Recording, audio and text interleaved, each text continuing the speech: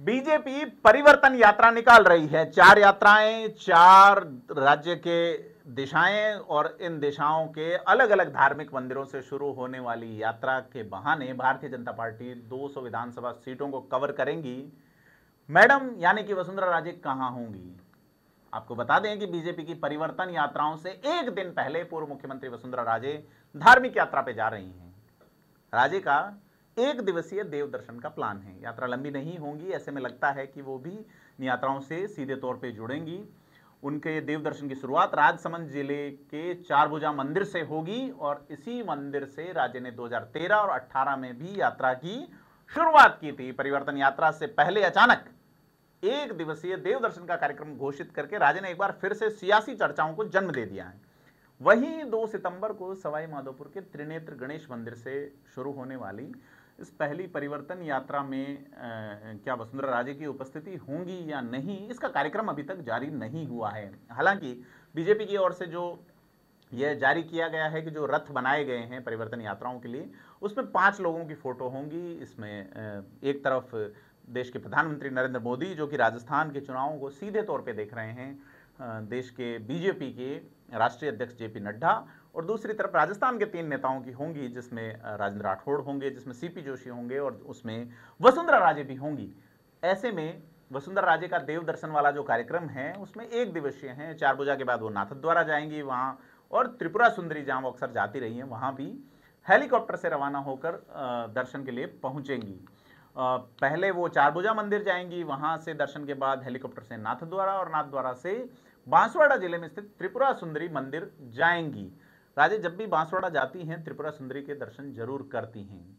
आपको बता दें कि मुख्यमंत्री रह चुकी वसुंधरा राजे धार्मिक यात्राओं को लेकर हमेशा से उत्साही रही हैं और वो अपनी प्रत्येक परिवर्तन यात्रा की शुरुआत धार्मिक तरीके से ही करती रही हैं। कुछ दिनों पहले उन्होंने हरिद्वार में भी धार्मिक यात्रा की थी, और ऐसे में जब पहली बार ऐसा है कि चारों परिवर्तन यात्राओं में वसुंधरा राजे जो है वो प्रदेश में पार्टी का चेहरा अभी घोषित नहीं है, ऐसे में कई लोग इन परिवर्तन यात्रा से ठीक एक दिन पहले राजे के इस देवदर्शन कार्यक्रम के कई सियासी मायने निकाल रहे हैं। बताया जा रहा है कि इस एक दिवसीय धार्मिक यात्रा में जहाँ 3 जगह उनका जाने का प्रोग्राम है, वहाँ 1 से 2 घंटे ही रुकेंगी। ऐसा बताया जा रहा है कि अगर यहाँ पे भीड़ इकट्ठी होनी है और अगर वो क्राउड कैचर के रूप में निकल के सामने आती हैं, तो निश्चित तौर पर उनके पक्ष में कुछ चीज़ें जा सकती हैं। उन्होंने उन स्थानों को चुना है जहां बीजेपी की परिवर्तन यात्रा सीधे तौर पे नहीं गुजर रही है।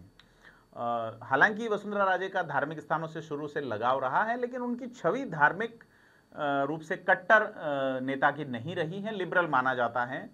और इस तरह की जो यात्रा है, चूंकि ये उस इलाके में यात्राएं हैं जहां प्रदेश अध्यक्ष सीपी जोशी को एक क्षत्रप के तौर पे भाजपा तैयार करने वाली हैं, और डूंगरपुर का जो बेणेश्वर धाम से जो यात्रा शुरू हो रही है, उस यात्रा की कमान सीपी जोशी के हाथ में रहेंगी।